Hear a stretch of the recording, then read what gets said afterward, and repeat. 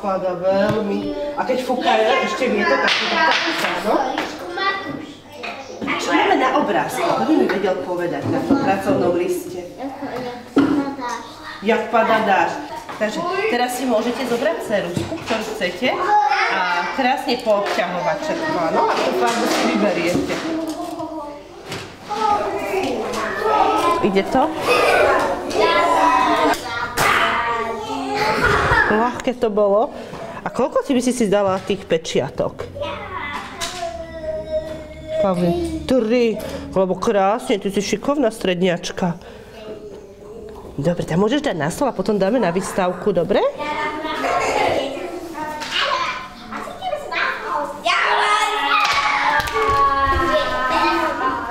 Deti ráno majú vždy pripravený nejaký pracovný list, každé ráno je to iným zameraním. Dneska sme mali vlastne na rozvoj grafomotoriky, robili zvislé čiary. Máme tu takúto magnetkovú stavebnicu, tak oni tu väčšinou pri tomto stole a stávajú rôzne z toho obrazce.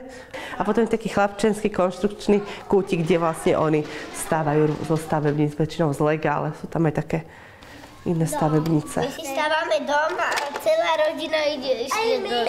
No, ale on nejde. A auto tu padá.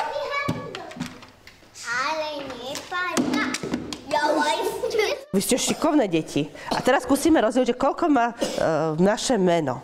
Ide, Andrejka? Andrejka. Koľko? 3.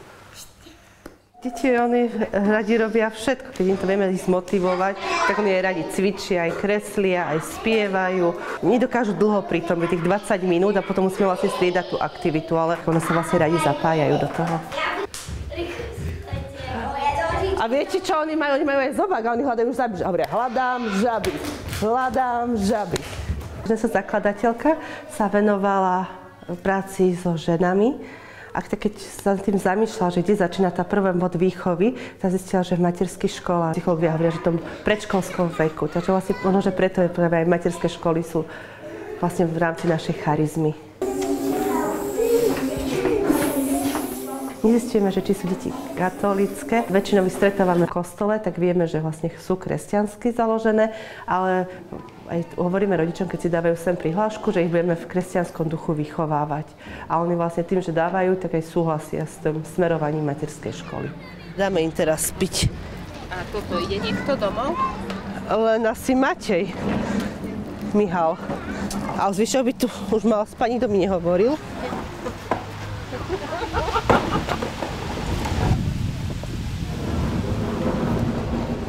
S rodičmi z detí sa stretávame každý deň. V materskej škole je také špecifické, že aj ráno, aj po obede vlastne oni prichádzajú a odchádzajú. A niekedy vlastne ich aj tak musíme doprevádzať to, že ako to dieťa usmerniť. Niekedy nemajú ani skúsenosti s tým, čo prichádza, s akými problémami tie deti, tak možno niekedy učíme učiť ako hranice, učiť tomu dieťatku, alebo niekedy to, že čo treba ešte rozvíjať, čo ešte potrebuje. Niekedy musíme s rodičmi komunikovať o tom, že dieťatko potrebuje nejaké psychologické vyšetrenie. Rodičia sú za to vďační, ako aj vidíme, že keď sa my venujeme tým deťom, tak aj oni tak naspäť nám dávajú tú spätnú väzbu, že nám dôverujú a vlastne aj to prejavujú, že je veľký záujem o našu materskú školu.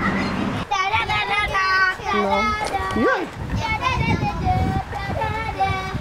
Ešte Dominika rozhúpka a potom bude výmena, dobre? Každý deň sa s nimi modlíme, máme raz do týždňa také akože náboženstvo, je to takým hravou formou sprítomňovaná starý zákon, nový zákon, že postupne celý školský rok prejdeme. Raz za 2 týždne máme svätú omšu s pánom farárom a všetky tie liturgické časti roka vlastne tak sprítomňujeme v tom našom školskom roku, že vlastne je to také prepojené.